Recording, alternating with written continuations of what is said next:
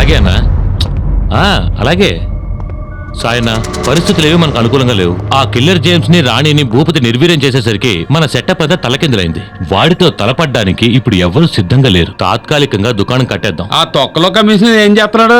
ఏదైనా యాక్షన్ తీసుకుంటున్నాడా లేదా? ఏం చెప్పలేం. అతను ఏ ప్లాన్ చేసినా డిపార్ట్మెంట్ లో ఎవరితోనూ షేర్ చేసుకునే అలవాటు లేదట. అవునా? అవును, ఆయన చేసే పనులన్నీ టాప్ సీక్రెటే. బట్ భూపతి విషయంలో మాత్రం ఏదో చేయబోతున్నాడన్నది నా అనుమానం. అది నిజం. ఇప్పుడు ఏ నిజం తెలిసినా నువ్వు చేయగలిగిందేమీ లేదు. కమిషనర్ ముందు నిన్ను కడిగేశాడు కదా వాడు, ఆ భూపతి. అందరూ కలిసి అలా తలపగలగొట్టుకోవాల్సిన అవసరం లేదు. ఒకే ఒక డైరెక్ట్ అటాక్ తో వాడిని ఫినిష్ చేసి పారేయండి.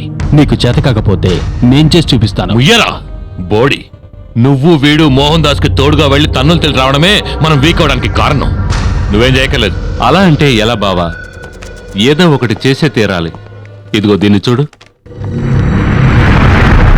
ఎంజీ రోడ్లో మన జ్యువెలరీ షాప్ కుడిపక్కనుంది ఈ 45 సెంట్ల స్థలం. దీన్ని మీరందరూ మర్చిపోయారు. గత 25 సంవత్సరాలుగా కేసు నడుస్తున్న ఈ స్థలాన్ని స్వాధీనం చేసుకోవడానికి ఒకరు తప్ప మిగిలిన వారంతా కోర్టు బయట సెటిల్ చేసుకోవడానికి ఒప్పుకున్నారు. ఎన్ని కోట్లు ఇస్తామన్నా కూడా ఆ కేసు నుంచి తప్పుకోవడానికి సులైమాన్ ఒప్పుకోవడం లేదు. డబ్బుతో పని జరగదని అర్థమయ్యాక నేను మన వాళ్ళని వాడి ఇంటికి పంపించాను. సులైమాన్ సాహెబ్ నేరుగా వెళ్లి భూపతి కాళ్లు పట్టుకున్నాడు. సులైమాన్ తండ్రి అబ్దుల్ రెహమాన్ ఖాజీకి శేఖర్ అనికి పాత పరిచయాలున్నాయి. సింపుల్ గా చెప్పాలంటే సులైమాన్ ఇప్పుడు భూపతి ప్రొటెక్షన్ లో ఉన్నాడు. అలా అని వదులుకోలేంగా. ఆ స్థలం మన చేతికొస్తే మన జ్యువెలరీ షాప్ ని ఎక్స్టెండ్ చేయొచ్చు. ఒక ఎక్స్క్లూజివ్ డైమండ్ షోరూమ్. ఎంజీ రోడ్లో ఇప్పుడెవరు ఆ స్థలం కొన్నా జ్యువెలరీ షాప్ కోసమే. వై? హవాలా మనీ రవాణా చేయడానికి తగిన బిజినెస్ ఇదే. సో ఈ ప్లాట్ మన చేతికొస్తే మన బిజినెస్ బ్రహ్మాండంగా పెంచుకోవచ్చు. నాకు తెలిసిన దాన్ని బట్టి 2 నెలల్లో సుప్రీంకోర్టు తీర్పు వస్తుంది. అది సులేమాన్కు అనుకూలంగా. అప్పుడు ఆ స్థలం మన చేతికొచ్చే అవకాశమే లేదు కదూ? అలా జరగడానికి ఇల్లేదు. దానికి ఏం చేయాలో నాకు తెలుసు. అందరూ కాసేపు బయటికి వెళ్ళండి. నేను తమ్ముడితో కాసేపు పర్సనల్ గా మాట్లాడాలి.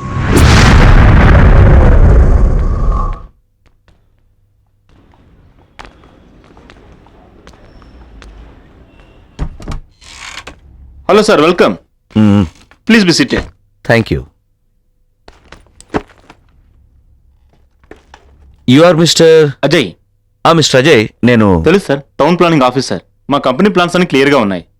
వెరిఫికేషన్ కోసం వచ్చారా? నేను వెరిఫికేషన్ కోసం రాలేదు. నాకు తెలుసు రూల్స్ అన్ని కరెక్ట్గా పాటించి బిజినెస్ చేసే కంపెనీల్లో మీది ఒకటని. ముంబైలో ఎంతో రెప్యుటేషన్ ఉన్న రియల్ ఎస్టేట్ కంపెనీ మీది. నేను వచ్చింది మీ దగ్గర ఫ్లాట్ బుక్ చేద్దామని. Oh, it's an honour. మీకు మా కొత్త ప్రాజెక్ట్స్ బ్రోచర్స్ ఇమ్మంటారా? No need. అవన్నీ నేను చూశాను. కావాల్సిన ఫ్లాట్ నేను ఫిక్స్ చేసుకున్నాను. మధురవాడలో ఉన్న మీ ఎకానమీ ఫ్లాట్స్, అందులో 1150 స్క్వేర్ ఫీట్ ఉన్న ఓ 2 బెడ్రూమ్ ఫ్లాట్ నాకు కావాలి. Okay sir. It cost 13,60,000. Oh sure sir, and I can offer you some discount also. అక్కర్లేదు. నేను ఈ ప్రైస్ కోట్ చేసి బ్యాంక్ లోన్కి అప్లై చేశాను. ఇందులో నా అడ్రస్, బ్యాంక్ డీటెయిల్స్ ఉన్నాయి. అగ్రిమెంట్ రెడీ అవగానే నన్ను కాల్ చేయండి. Certainly sir. Okay okay sir. Thank you.